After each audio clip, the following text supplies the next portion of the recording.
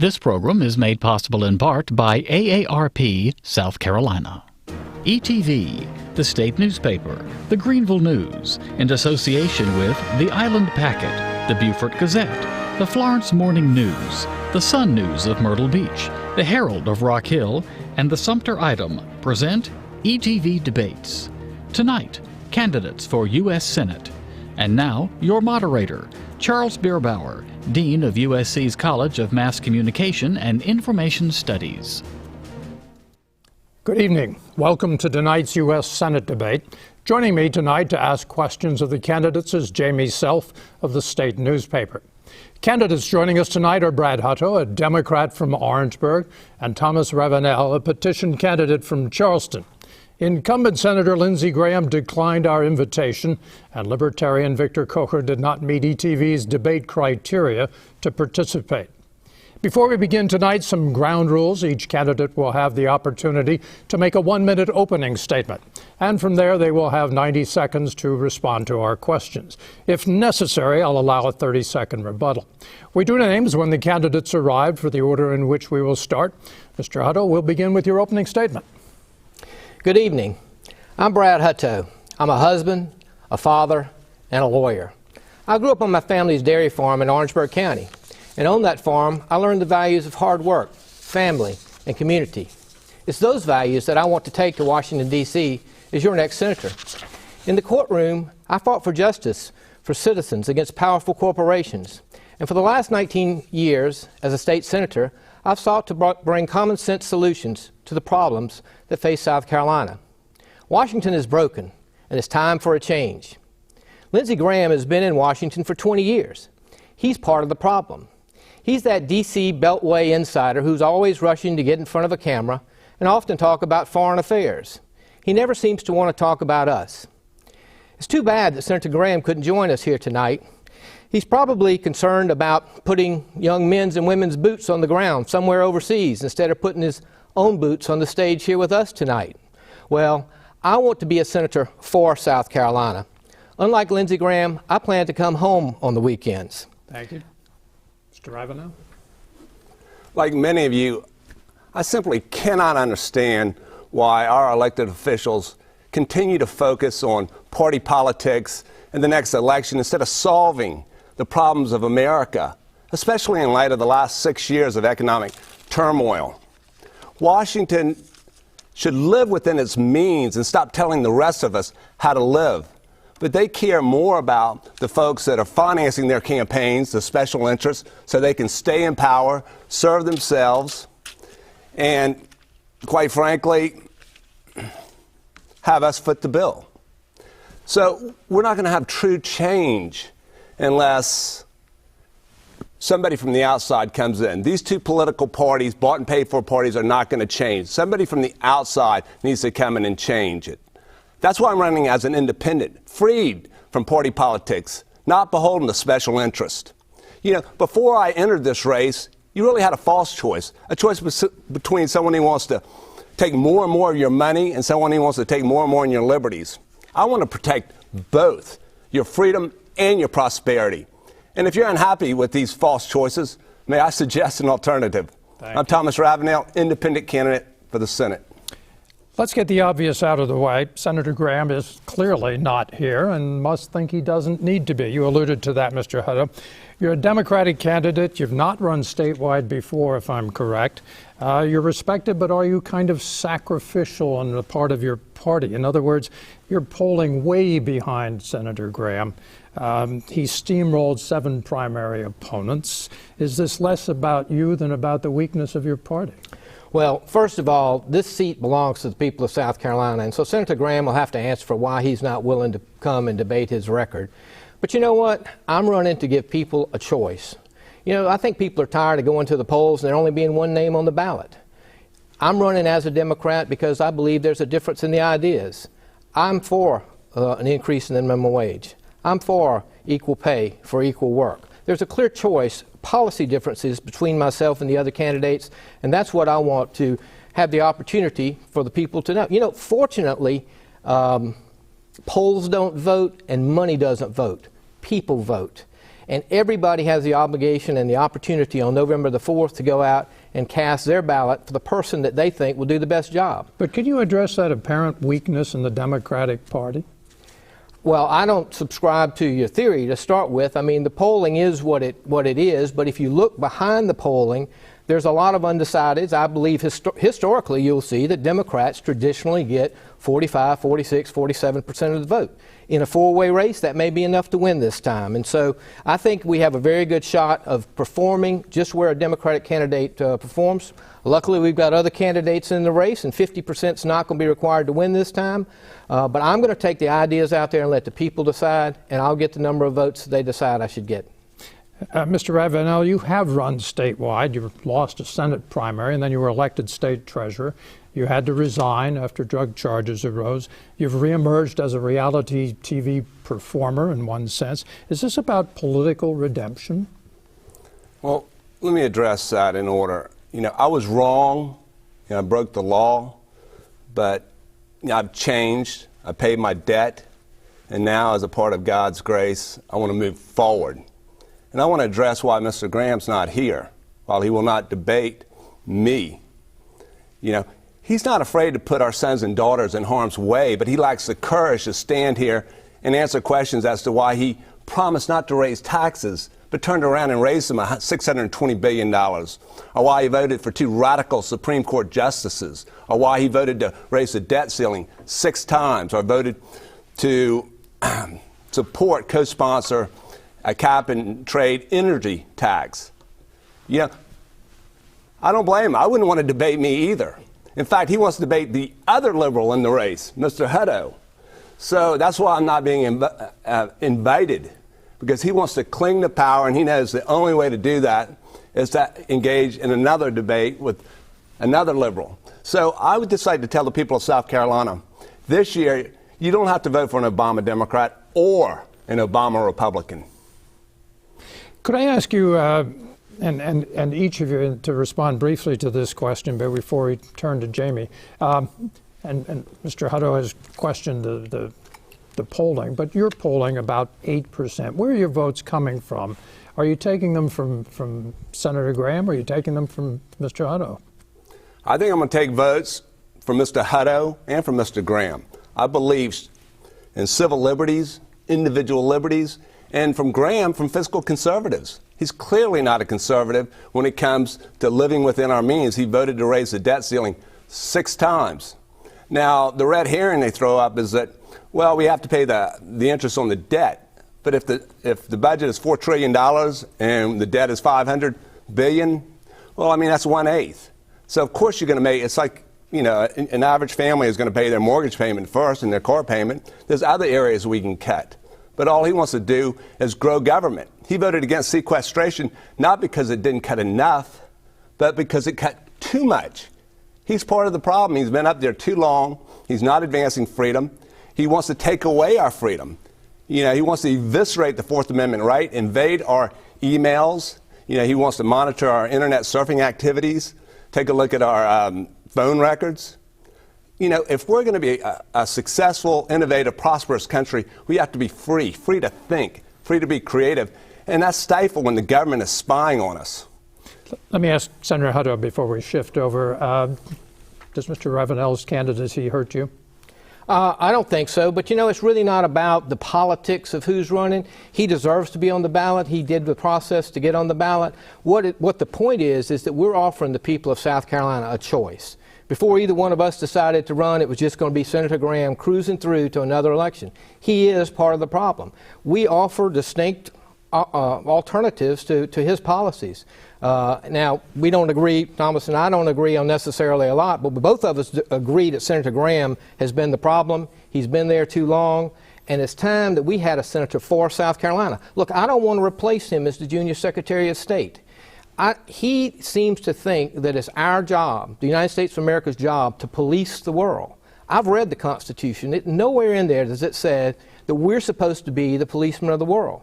I believe in creating alliances. Yes, we're the leader of the free world, but we're not the rulers of the world. He seems to want to put our sons and daughters in harm every chance he'll get. And look, reports have said he's had raised $10 million for his campaign.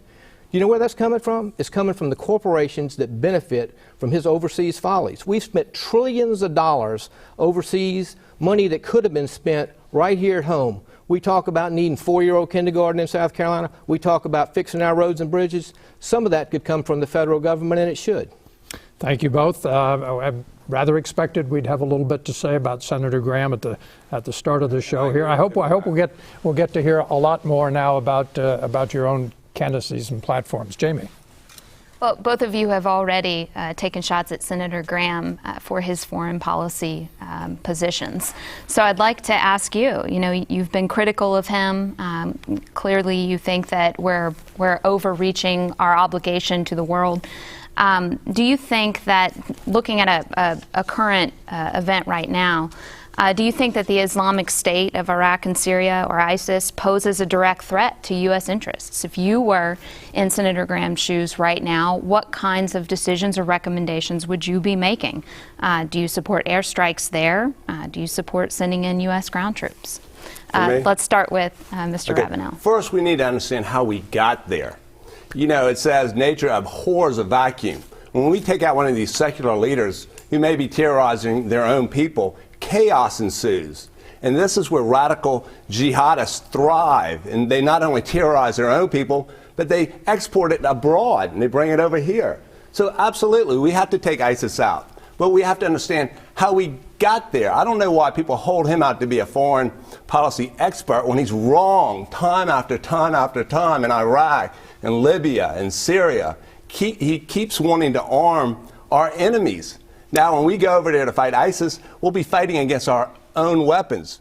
But yes, they create this mess. Now we have to clean it up. The only people profiting are the people that are financing his campaigns, the military contractors that are making the weapons. Senator Hutto. Look, ISIS, they're a bunch of thugs. They're terrorists. They should be treated that way. But let's face it, there's been fighting in that part of the world for thousands of years. We've been a country for less than 250 years. I don't know that we can think that we're going to go over there and straighten everything out just because we say so. Until the other partners of ours in that part of the world, Saudi Arabia, Turkey, and those people who are very nearby want to help us stop the fighting, I do not believe it's our obligation to be the first and only people there. Now, that's what Senator Graham thinks. It's always our boots on the ground, us, even if nobody else is going to go there. You're asking, are they an imminent threat to us now? No, they're not, but they could be, and that's why we've got to take them seriously. That's why it's incumbent upon us to lead a coalition of freedom-minding nations to try and take them out. But as far as, and I do support the bombing, but I do not think it's up to us to go in first with boots on the ground. That's just not our responsibility. Well, Mr. Ravenel, you say that we have to take ISIS out. Yeah, but I do not believe in boots on the ground. Take a look at the Free Syrian Army, the FSA. Half of them have already allied themselves with Al-Qaeda. The more money and weapons we give to that group, FSA, the stronger ISIS becomes, because they're selling the weapons. In fact, one of the journalists who was beheaded was sold by the people that the very people we're arming, the very people he is championing. They are getting stronger because they're selling the weapons, they're selling prisoners to ISIS, who are then beheading them. They're getting stronger. The more money we give them, the more weapons, the stronger they get. So no boots on the ground. We're going to have to, as penance for what we did. We took out half of the Air Force of Iraq in the first Gulf War, the other half in the second Gulf War. We've sold them now F-16s, but we can't make them from scratch. They need new avionics. Before they have an Air Force, we're going to have to provide air cover, but no boots on the ground at all. One more question for you. Both of you clearly think that the United States should be playing less of a role in policing the world. Yes. Does that also mean that you think the U.S. military is too big? There's been talk about, military cuts. Do you think we should be scaling back the U.S. military? And does that also mean scaling back in South Carolina's military community? Senator Hutto, you first. I do not believe that at this time the military should be scaled back, but I would listen to the generals and the military leadership about what they think the future of our military should be. I know I came through the airport the other day at Columbia, and I saw an entire waiting room of new soldiers waiting to go out to Fort Jackson.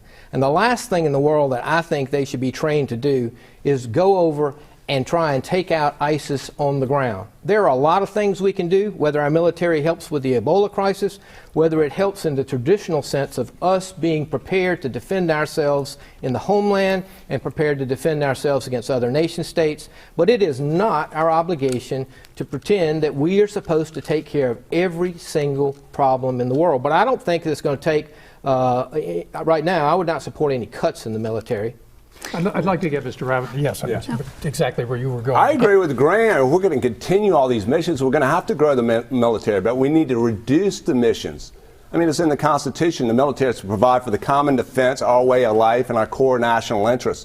It's not to nation-build failed states. It's not to democratize the Middle East. It's not to reorder societies around the world in our image at the point of a gun. It's not to defend wealthy countries like Germany or South Korea. I mean, why should we defend South Korea from North Korea when it's contiguous to China and Russia, across the bay from Japan? And not only that, South Korea has a GDP 35 times that of North Korea, but yet it's our problem? This is absurd. And you know what? George Washington gave the same speech as Eisenhower. Everybody knows about the speech Eisenhower warned about the military-industrial complex. They were both military heroes. Went on to be two-term presidents, both in their farewell addresses warned us about the Lindsey Grahams of the world. Be careful of them. The terrorists in 9/11, they depend on the Lindsey Grahams of the world. One of their strategies is to induce the victim state to overreact. Al-Qaeda catalyzed 2 conventional wars at a cost of $4 to $6 trillion, according to a Harvard study, not to mention the human cost. You know, because when we overreact, we spend money foolishly. Thank you. Thank you. I want to shift balance here a little bit and get on to a couple of economic questions fairly quickly. Could you each name your highest economic priority and then in a capsule tell us how a senator can achieve that, starting with Senator Hutto? Well, I think we've got to start with the proposition that people who go to work every day, every week, and work hard deserve a living wage. So I would support an increase in the minimum wage. I would support equal pay for equal work. I think men and women who work in the same workplace deserve to be paid the same. And obviously, those are 2 things that would come before the United States Senate when I will be in the Senate, and I will vote for both of those things. Mr. Ravenel, your highest economic priority? I've talked to young African Americans. Every time you raise the minimum wage, their unemployment goes up. So it hurts the very people who want to reach the first rung of the economic ladder so they can move up. But obviously, the debt is out of control. I mean, it's almost $18 trillion, not counting unfunded liabilities. The way we do our accounting in our government makes Bernie Madoff look like a great accountant. I mean, we have $140 trillion in unfunded liabilities. You know, we need to take a look at our government and restructure it. The federal government is doing way too many things. You know, take these grant and aid programs. A lot of them should be block granted to the states. The crowning achievement of the 90s is when they started block granting welfare to the states with no strings. That cut welfare rolls in half. It reduced the poverty rate to the lowest level in a generation. So the federal government is doing way too many things. We've got to get this debt under control. Well, let's ask about one thing that the federal government can do for South Carolina, the deepening of the Charleston Harbor, which would be presumably pretty vital to South Carolina's economy. The price tag is now about $500 million, of which, if I'm correct, the divide is about 40% federal and 60% state. Do you support that? How do you help it? Let me ask you to go first, since you're first of all, I think all the non-federal activities of the Corps should be privatized. The state government has already earmarked enough money to deepen the port. I mean, take a look at Katrina. That's not a natural disaster. That was a man-made disaster created by the Corps of Engineers. They were filling in wetlands. They were building levees on faulty soils. They deepened their port too far in. All the water came in. They created that problem. That's driven by earmarks. Where are you on the division of costs, federal, state, on deepening? Well, I think a lot of it should be devolved to the states instead of driven by federal earmarks by powerful politicians. Look at the Federal Highway Commission, where you get highways to nowhere and bridges to nowhere. If we could keep that money here in South Carolina, we would have the wherewithal to make the proper trade-offs, the proper cost-benefit analyses, and not have it being driven by politics. Senator Hutto. The Port of Charleston is a national port. I served in the South Carolina Senate, and we have set aside money for our match. But it is a national issue, just like creating a new port in Jasper would be. You know, we have the fortune of living on a coastline, and we have the ability in South Carolina to have not only one world-class port, but two. And I think it's a national responsibility that the federal government pay for most of the work in building the ports. Now, once those ports are built, they will certainly benefit the economy in South Carolina, but they'll also benefit the economy in many other states, because it's not like the container ships just get off the ships and stop in South Carolina. They get on our interstate highway system and go across this country. So I think it's a national issue, but I'm proud that in South Carolina we have put aside our money for our match. Jamie. I'd like to follow up on something we're already talking about here. Senator Hutto, you've mentioned that you don't mind saying you're for government. Mr. Ravenel, you just mentioned things that you've... But I think the federal government should do those very things enumerated. Right, and I would like to ask you a question about that. Thank you. 8, and the rest should be delegated to the states or to the people. Right, and I'd like to ask you a question specifically about that. Thank you. The idea that if you give taxpayers a tax cut and then send those programs back home, it begs the question, where does that leave South Carolina, which receives about almost twice as much money in federal spending as it pays in federal taxes? So to this idea that, Mr. Hutto, you see some value in government, Mr. Ravenel, you'd like to reduce it and send it to the states. Start with you, Mr. Hutto. Well, look, I do believe in a government that works. I believe in a smart government, an efficient government, effective government, a government that really concentrates on people and not just the powerful.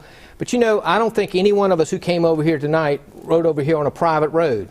It takes government to fund public projects like the roads, the bridges, the school system. And so we can't just say, well, we're going to do away with government. That is counterproductive to be talking about I'm against government. We are running for a position in government, but I'm running to help government work efficiently, effectively. There are some things, the way that Washington does it now is crazy, and it could be done better. But I don't think that the idea is then that we just privatize everything. I think the idea is to improve the way that government handles those issues. But Senator Hutto, do you think that there are some things that the federal government does that should be sent back to the states, such as education and health care? Do you think the states individually could handle those services better?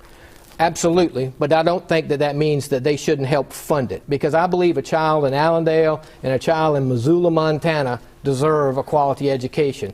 And so I think that it is incumbent upon the national government to help fund education, but I do believe that the states should control education. It's a matter of local control, and I do think that starting with the school boards right up to the state legislature, I think that we should have a primary say in education policy, but that the federal government has a role in federal funding of education. And Mr. Ravenel, the federal government's been involved in education 40 years.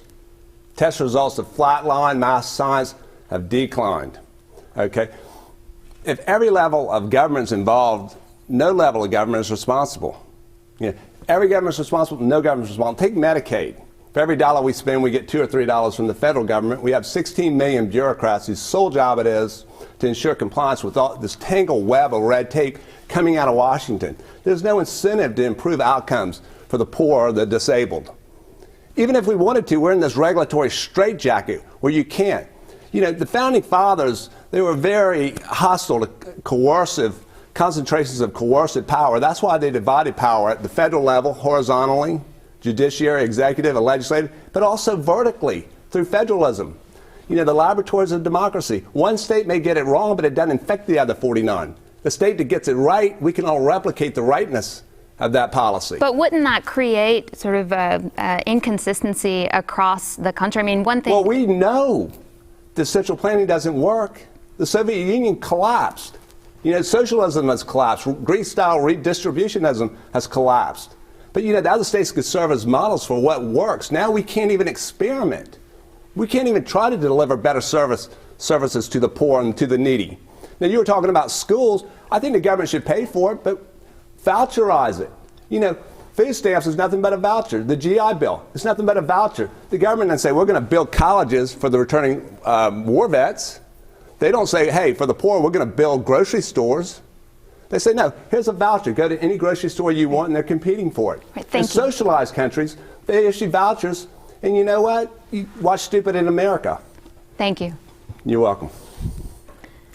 Did you have a point on that? Or I've lost track of who's answered which question here because we're going so quickly. We're down to about 2 minutes. Okay. Let me ask one question that I do want to get a response to. Immigration, how essential is it to workforce growth? And to what degree would you support it, Mr. Hutto? I would support a comprehensive immigration reform. I think that is a national issue. We tried to handle it on the state issue and got struck down by a federal court, and appropriately so. It's a national issue. It deserves our attention. There's got to be border security first, and then comprehensive immigration reform. Whether or not that involves a pathway to citizenship, I would support that. For those who are here, for the children who are already here, I would support the DREAM Act. I think that's one of the mistakes that's been made is that we have not pursued that earlier. It's only going to be a problem that continues to manifest itself if we don't deal with it on a national basis. Mr. Ravenel, you get the last 30 seconds. I agree with Senator DeMint. A robust worker visa program, which the unions are opposed to, where you document them and you permit them. When they did it under the Bracero program, it reduced illegal crossings by 95%. On the higher skill level, these PhDs coming over, the best and the brightest, then we kick them out. They're in the, being educated in the STEM fields, science, technology, engineering, math. Like Mitt Romney said, staple an HB1 visa to each one of these diplomas because they're the best and the brightest that we're kicking out. Bill Gates did a study where each one of these people would create 5 jobs. Thank you very much, gentlemen. Thank you both for being with us and sharing your thoughts on this campaign, which is rapidly running to a close. Thanks to everyone for being with us tonight. I want to thank Jamie Self of the state. For more information on all the upcoming ETV debates, visit scetv.org. I'm Charles Beerbauer. Thanks for being with us.